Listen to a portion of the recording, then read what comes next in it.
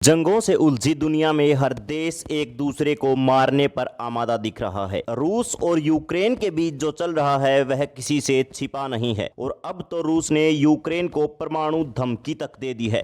वहीं इजराइल और हिजबुल्लाह लगातार एक दूसरे पर बमबारी कर रहे हैं, घातक मिसाइल्स दाग रहे हैं।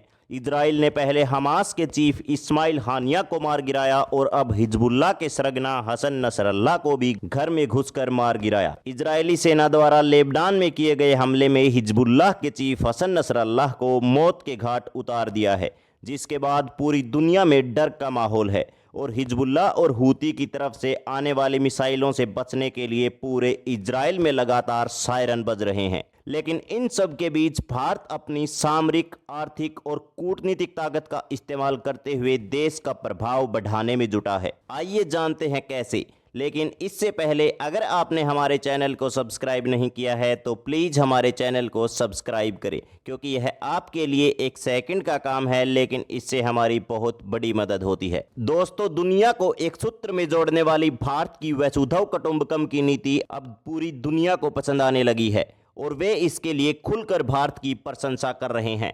हमास और हिजबुल्लाह जैसे आतंकी संगठनों के साथ आर पार की जंग लड़ रहे इजराइल ने भी जमकर भारत की सराहना की है और उसे दुनिया के लिए वरदान बताया है। न्यूयॉर्क में चल रहे संयुक्त राष्ट्र संघ के सालाना सम्मेलन में बोलते हुए इजराइल के प्रधानमंत्री बेंजामिन नेतन्याहू ने शुक्रवार को 2 नक्शे दिखाए। इनमें एक नक्शे में भारत को आशीर्वाद और ईरान को अभिशाप के रूप में दिखाया गया। नेतन्याहू ने जिस नक्शे को दिखाकर भारत को दुनिया के लिए आशीर्वाद बताया वह प्रस्तावित भारत, मध्य पूर्व, इजराइल और यूरोप कॉरिडोर था। इस कॉरिडोर को बनाने का प्रस्ताव भारत में हुए G20 सम्मेलन में पीएम मोदी ने रखा था, जिसे आम सहमति से पास कर दिया गया था। इस कॉरिडोर के तहत भारत, संयुक्त अरब अमीरात, सऊदी अरब, इजराइल और यूरोप के देश एक नए व्यापार मार्ग के जरिए आपस में जुड़ जाएंगे। यह रूट महासागर और जमीनी रास्ते से होकर गुजरेगा। इस कॉरिडोर के बनने से स्वेज नहर पर दुनिया की निर्भरता खत्म हो जाएगी और यूरोप, एशिया के बीच कम समय और कम खर्च में चीजों का आयात निर्यात हो सकेगा।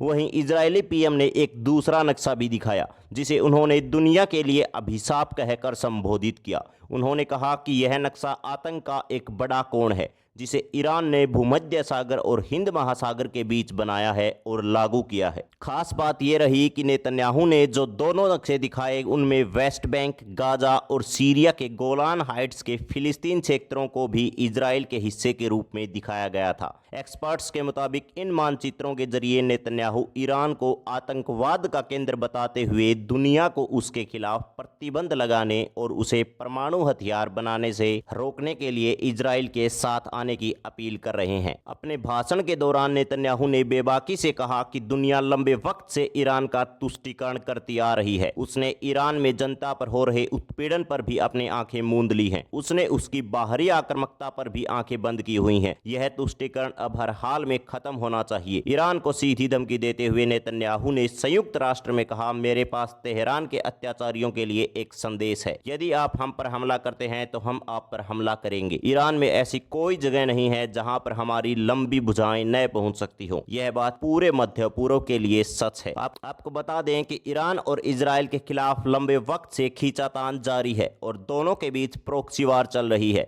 हालांकि जुलाई में तेहरान में हमास प्रमुख इस्माइल हानिया की हत्या के बाद दोनों देशों के बीच तनाव बढ़ गया। लेबनान में इजरायली हमलों को ईरान की ओर से घोर युद्ध अपराध कहने के बाद यह तनाव और भी ज्यादा बढ़ गया था। हिजबुल्लाह को ईरान का प्रॉक्सी माना जाता है, जिसमें सिया लड़ाके यानी सिया मुसलमानों की संख्या का वर्चस्व ज्यादा है। तो दोस्तों, क्या लगता है आपको, क्या इजराइल के पीएम नेतन्याहू का ईरान के खिलाफ बयान एक नए युद्ध की तैयारी हो सकता है? क्या सभी देशों को मिलकर इजराइल का सपोर्ट करना चाहिए और ईरान को परमाणु हथियार बनाने से रोकना चाहिए? अपनी राय नीचे कमेंट बॉक्स में जरूर दें। अगर आपको वीडियो अच्छा लगा तो वीडियो को व्हाट्सएप और फेसबुक पर शेयर जरूर करें। धन्यवाद।